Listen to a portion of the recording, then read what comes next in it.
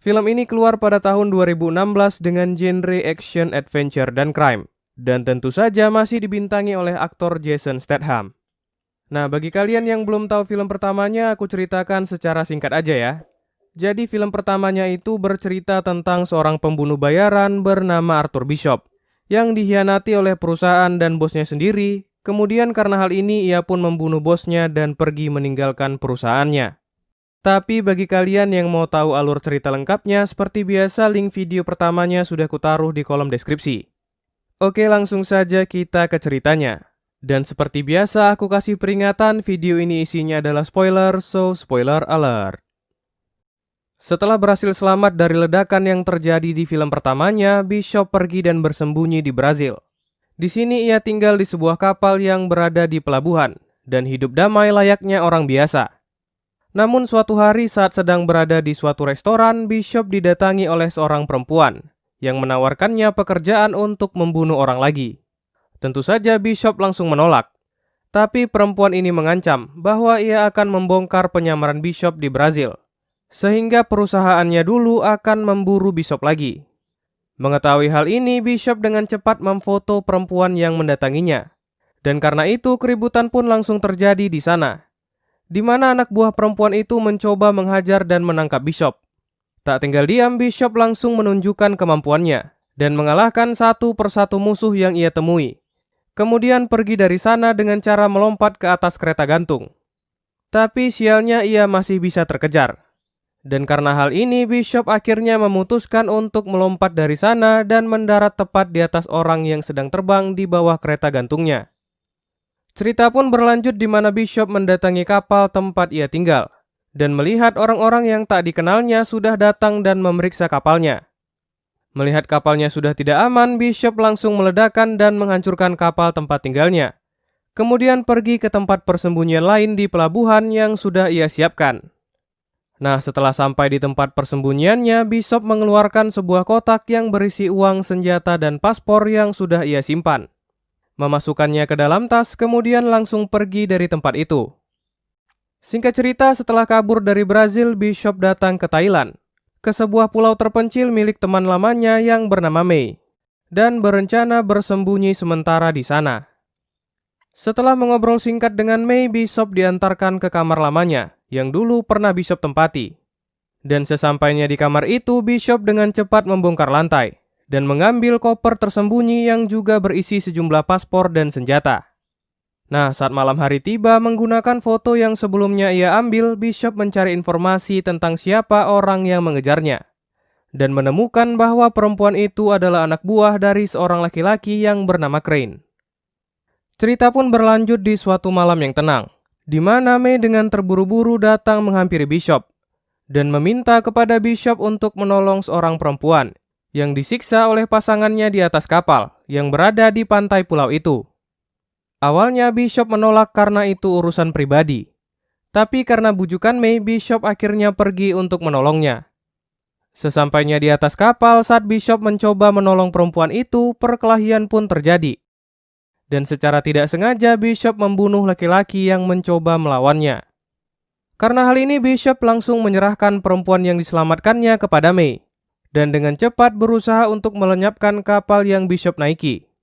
Tapi saat sedang memeriksa perahunya, Bishop menemukan sebuah handphone dengan fotonya berada di sana. Mengetahui hal ini, setelah membakar kapalnya, Bishop pergi menemui perempuan yang baru ia selamatkan. Dan perdebatan pun terjadi antara mereka. Nah, dalam perdebatan ini diketahui nama perempuan itu adalah Gina, yang ternyata juga orang suruhan dari Crane untuk mendekati Bishop. Tapi di sini Gina langsung menjelaskan bahwa ia tidak bekerja kepada Crane, dan Gina melakukan hal ini karena paksaan dan ancaman dari Crane. Keesokan harinya Bishop langsung mencari informasi siapa Gina sebenarnya, dan menemukan bahwa Gina adalah ketua relawan dalam sebuah organisasi yang bekerja untuk menampung korban jual beli manusia. Mendapati hal ini, Bishop mendatangi Gina dan sedikit berbincang dengannya di pinggir pantai. Nah, di perbincangan ini Bishop mengetahui bahwa ternyata Crane memaksa Gina untuk mendekati Bishop. Dengan ancaman Crane akan membunuh semua orang di lembaga yang Gina kelola, termasuk anak-anak yang ia rawat. Dan karena itulah Gina mau tak mau mengiyakan permintaan dari Crane. Karena hal ini Bishop akhirnya mempercayai Gina. Dan semakin lama mereka pun semakin dekat satu sama lain. Kemudian rasa cinta pun mulai tumbuh antara mereka. Tapi kebahagiaan itu tak berlangsung lama. Suatu hari tiba-tiba pulau mereka didatangi oleh anak buah Crane yang menyamar sebagai polisi untuk membawa Bishop dan Gina. Tak mau menyerah, Bishop pun mencoba melawan. Namun karena kalah jumlah, Gina dapat diculik dan langsung dibawa pergi oleh anak buah Crane. Nah, karena ditodongkan senjata, Bishop akhirnya mau tak mau menyerah. Kemudian mendapatkan telepon dari Crane yang mengundang Bishop datang ke tempatnya. Tempat pun berpindah di Bangkok, Thailand, di mana Bishop mendatangi sebuah rumah untuk memenuhi undangan dari Crane. Nah, sesampainya di sana Bishop diperiksa, kemudian dipersilahkan untuk duduk. Tapi tanpa ia ketahui ternyata bangku yang ia duduki sudah dipasangkan bom di bawahnya. Tak lama Crane pun tiba mendatangi Bishop. Dan karena bom di kursinya, Bishop tidak bisa melawan dan hanya bisa mendengarkan apa yang Crane katakan. Dan di sini Crane memberikan Bishop sebuah misi untuk membunuh 3 orang pedagang senjata dan membuatnya seperti kecelakaan. Dengan imbalan Crane akan membebaskan Gina saat pekerjaan Bishop selesai. Karena Crane mengancam akan membunuh Gina, Bishop akhirnya terpaksa mengerjakan apa yang Crane perintahkan. Misi pertama pun langsung dilakukannya, di mana Bishop berencana akan membunuh seorang laki-laki yang bernama Krill, yang berada di sebuah penjara di Malaysia. Bishop pun kemudian menyiapkan sebuah bom yang ia sembunyikan, kemudian menyamar sebagai penjahat dengan cara melukis sebuah tato di wajahnya. Setelah semua persiapannya, Bishop langsung melakukan aksinya, di mana ia membuat keributan dengan polisi di jalanan. Dan karena hal ini Bishop akhirnya ditangkap. Nah, karena tato yang ada di wajah Bishop, polisi salah mengira bahwa ia adalah buronan yang paling dicari di Malaysia dan memasukkannya ke dalam penjara yang tak lain tempat Krill berada. Setibanya di penjara, Bishop mulai mendekati Krill dengan cara menyelamatkan Krill dari orang yang akan membunuhnya. Melihat Bishop yang menyelamatkannya, Krill pun menaruh kepercayaan kepada Bishop dan mengundang Bishop untuk datang makan ke ruangannya. Sore harinya Bishop pun dikeluarkan dari tahanannya, kemudian diantarkan ke ruangan tempat Krill berada. Perbincangan pun terjadi antara mereka, di mana Krill mengajak Bishop untuk menjadi anak buahnya, untuk melindungi Krill di penjara. Tapi tanpa Krill ketahui, Bishop memiliki niatan lain. Memanfaatkan kesempatan ini, Bishop langsung mengambil sebuah tongkat dan dengan cepat berusaha untuk mencekik Krill hingga pingsan. Nah, setelah Krill pingsan, Bishop mencampurkan semacam obat dan membuat Krill meminumnya hingga overdosis sampai mati. Kemudian langsung meninggalkan Krill di sana. Mengetahui Krill sudah tak bernyawa, keributan pun terjadi di penjara. Tak mau menyia-nyiakan kesempatan yang ada dengan bom yang ia sembunyikan, Bishop berencana untuk kabur dengan meledakkan tembok yang ada di sana. Kemudian langsung melompat dan menyelam ke dalam laut, dan berenang menuju kapal yang sudah diperintahkan Crane untuk menjemput Bishop. Singkat cerita, setelah misi pertamanya selesai, Bishop mulai melakukan misi kedua, untuk membunuh target berikutnya yang bernama Adrian di Sydney, Australia. Bishop pun langsung melakukan pengamatan dan mencari tahu apa saja yang targetnya lakukan di kesehariannya. Nah, dalam pengamatannya ini ia mendapatkan informasi bahwa targetnya selalu berenang di sebuah kolam yang berada di atas gedung. Memanfaatkan hal ini, Bishop menyamar dan masuk ke dalam gedung tempat Adrian berada. Pergi keluar gedung dan dengan perlahan memanjat dari luar menuju ke atas. Sesampainya di bawah kolam saat Adrian sedang berenang, Bishop dengan cepat melubangi kaca di hadapannya. Kemudian memasukkan semacam bahan kimia yang membuat kaca kolam renang itu retak. Dan karena hal ini, Adrian pun akhirnya jatuh dari kolam renangnya dan mati menggenaskan. Sedangkan Bishop dengan santainya pergi dari sana. Oke, cerita pun berlanjut di mana Bishop dapat menghubungi Gina karena sudah selesai menjalankan 2 misinya. Tak tinggal diam, Gina mencoba memberi Bishop petunjuk dengan cara menggeser kamera dan menunjukkan nomor kapal tempat Gina disembunyikan. Mendapati hal ini, Bishop langsung mencari tahu posisi di mana kapal itu berada dan pergi mengejar kapal itu menggunakan helikopter. Beruntungnya dalam pencarian ini, Bishop dapat menemukan kapal tempat Gina berada. Bishop pun secara diam-diam masuk ke dalam kapal itu dan berusaha merebut Gina yang saat itu dibawa oleh anak buah Crane. Tapi sialnya setelah pertarungan yang terjadi karena kalah jumlah, Bishop akhirnya dapat dilumpuhkan dan ditahan oleh Crane. Nah, dengan gaya sok jagonya, lagi-lagi Crane mengancam akan membunuh Gina dan kembali menyuruh Bishop untuk membunuh target terakhirnya. Tapi karena rasa kesalnya, Bishop kembali berulah, menghajar anak buah Crane dan melompat kembali ke dalam laut. Kemudian pergi menggunakan alat yang sudah ia siapkan. Tempat pun berpindah di Bulgaria saat Bishop sedang merencanakan aksinya untuk membunuh target terakhir yang bernama Max, yang tinggal di sebuah tempat tertutup di atas bukit dengan penjagaan ketat. Tapi Bishop tak kehabisan cara.